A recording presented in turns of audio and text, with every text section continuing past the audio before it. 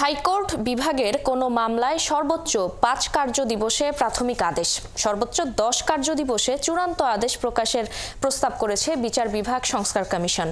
একইভাবে সুপ্রিম কোর্টে রায় ঘোষণার ৬ মাসের মধ্যে তা প্রকাশে ব্যর্থ হলে সংশ্লিষ্ট বিচারককে জুডিশিয়াল কাউন্সিলে জবাবদিহির সুপারিশ করেছে কমিটি। ওয়েবসাইটে প্রকাশিত ৩৬৩ পৃষ্ঠার চূড়ান্ত প্রতিবেদনে বিচার বিভাগের জন্য এমন মোট ২৮টি সুপারিশ করা হয়েছে। মিল্টন আনোয়ারের প্রতিবেদন। শিয়া বাটার ও ভিটামিন ই সমৃদ্ধ lily glam beauty soap. Lily, always beautiful.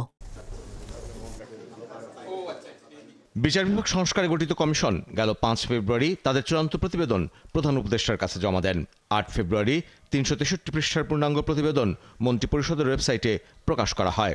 ৩২ অধ্যায়ে বিস্তৃত এই প্রতিবেদনে বিচার বিভাগের জন্য ২৮ ধরনের সংস্কারের প্রস্তাব করা হয়েছে। এসব প্রস্তাবের মধ্যে হাইকোর্ট বিভাগের যে কোনো আদেশ বা রায় প্রকাশের জন্য সময় বেঁধে দেওয়ার সুপারিশ করেছে কমিশন। সেক্ষেত্রে আদেশের জন্য সর্বোচ্চ ১০ দিন ও রায়ের জন্য ৬ মাস সময় দেওয়ার পক্ষে কমিশন। বিচারিক আদালতের দুর্নীতি রোধে সুপ্রিম কোর্টের ৩ বিচারপতির সমন্বয়ে একটি কমিটি করার কথাও বলেছে কমিশন। বিচারিক কর্মকর্তা কর্মচারীদের দুর্নীতি প্রতিরোধের প্রস্তাবও এসেছে। প্রতি ৩ বছর পর পর বিচারক ও উচ্চ আদালতের সকল কর্মকর্তা কর্মচারীদের সম্পদের হিসেব জমা দেওয়ার সুপারিশও আছে প্রতিবেদনে। এসব সুপারিশকে স্বাগত জানিয়ে আইনবিদরা বলছেন, কমিশন যেসব সুপারিশ করছে তা বাস্তবায়ন করতে সময় প্রয়োজন, সংশোধন করতে হবে সংবিধানও। এগুলো যদি ইমপ্লিমেন্ট করা যায়, আমার মনে হয় যে অনেক আইনকে মানে বিচার বিভাগে আমরা জনসাধারণের কাছে নিয়ে যাওয়ার একটা বড় একটা স্কোপ তৈরি হবে। আইন তো লোকের জন্য ইয়ে করে, লোকদের জন্য সার্ভ করার জন্য। কাজে আমরা যাতে এটা সুন্দরভাবে এটা লোকদের কাছে পৌঁছে দিতে পারি, এর সুফলটা this should be our objective and Moto.